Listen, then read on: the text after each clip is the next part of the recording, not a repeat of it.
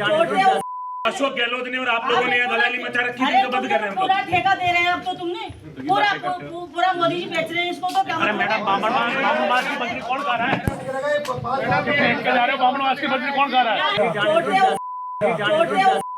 कि 132 जीएसएस का उद्घाटन आपने कर दिया है, लेकिन अब क्या सर्दियों में किसानों को बिजली मिल सकती है? तो उस पर वो चुप्पी साधे हुए थे और बार बार पिछली सरकार की बात कर रहे थे।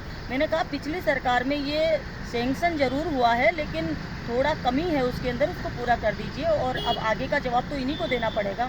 आज डीपीआं पेंडिंग पड़ी है, 2-2 महीने से किसान ऑफिसों में घूम रहे हैं और उनके लिए दलाल। ऐसा क्या हुआ अचानक से जी फिर आपको गुस्सा आया? किसने क्या कहा? गुस्सा इसलिए आया क्योंकि उन्होंने कहा कि पेंडिंग डीपीआं हैं, तो मैंने कहा कि आप लोग इनको देखो, 2-2 महीने से लोग चक्कर काटते हैं तो फिर दलाल इनके पीछे पड़ जाते हैं, तो इनको बेचारे किसानों को कहीं ना कहीं भ्रष्टाचार का सामना करना पड़ रहा है।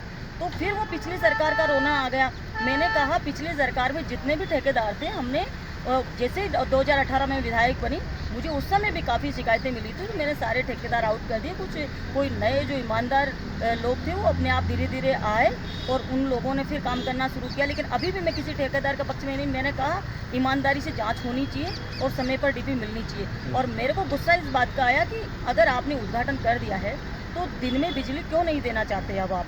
तो उनका जवाब नहीं था, उनका जवाब इसलिए नहीं था क्योंकि उनका काम पूरा हुआ ही नहीं है। कुछ देखिए, हमने तो जनप्रतिनिधियों का सम्मान करते हैं और हमने इसलिए बुलाया है कि उनकी भी कोई समस्या है तो जनता की समस्या होती है, उसका हम समाधान करें। और मैंने जो भी उन्होंने समस्या उठाई उसका अधिकारियों को निर्देश दिया है कि उसको तुरंत हम करें, इम्प्रूवमेंट आना चाहिए। पर किसी को अपनी पब्लिसिटी करने के लिए कोई नेगेटिव अप्रोच होती है, तो ऐसी नेगेटिव अप्रोच के लिए इस तरह का हंगामा करना कोई उचित नहीं है। हमने तो जब भी मैंने तो इनको विधानसभा में उठाया, इन्होंने एक सवाल उठाया तो मैंने उसकी जांच कराई बाकायदा।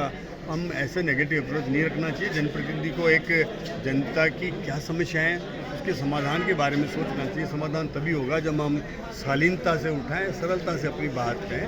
अब छोड़ के जाना है तो नुकसान उनका हुआ है, हमें तो कोई फर्क पड़ा नहीं। देखिए, मुख्यमंत्री जी की फ्लैगशिप योजनाओं का फीडबैक, सवाई माधोपुर में अच्छी बिजली बिना फॉल्ट के और ज़्यादा से ज़्यादा समय कैसे लोगों को मिले, उसके लिए मंत्री जी ने बैठक ली, जनप्रतिनिधियों को बुलाया।